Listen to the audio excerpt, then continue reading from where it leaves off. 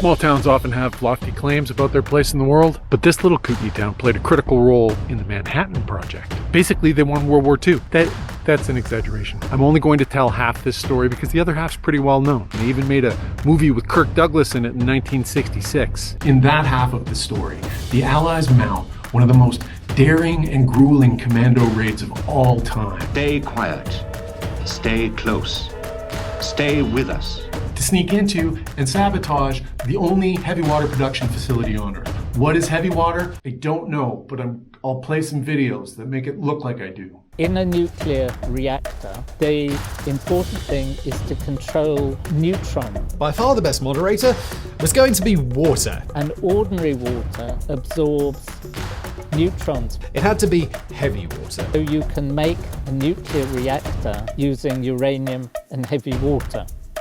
At the time, only one country produced it, and that country was Norway at the remote Norsk hydro fertilizer plant in Vemork. That's not even true, but you believe what he's saying because he's so well lit. Before I get into that,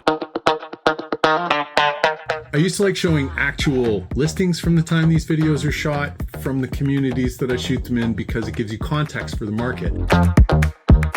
I found out I'm not actually allowed to do that. Even if I say, don't buy this house, because they have it listed, only the listing brokerage is allowed to talk publicly about the listing. How's that for transparency? Anyway, if you want full-on reviews of like buy, don't buy this house from a buyer's perspective, and remember, I don't work for sellers, then just click the link in the description below or go to movingtobc.ca.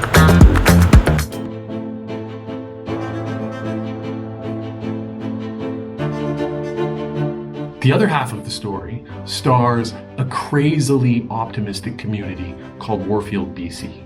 Also known by the code name the P9 Project. It had a f***ing code name. Kimberley doesn't have a code name. Warfield formed around an early 20th century mining startup that was going to revolutionize large-scale agriculture with its fertilizers of the future. And guess what? The smarty pants Norwegians weren't the only ones making heavy water. They were making it here as a byproduct of those world-beating fertilizers. The young miners and engineers and scientists that lived in these houses raced to meet production targets, while commandos raced through the wilderness to sabotage the Nazis' heavy water.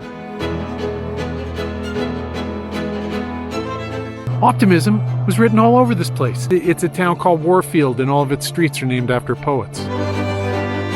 See those roof lines? That's not decorative. There were a lot of houses that collapsed under snow load in the 50s and 60s. This was the pinnacle of modern mountain engineering in the 1930s. Those people designed this community for the future.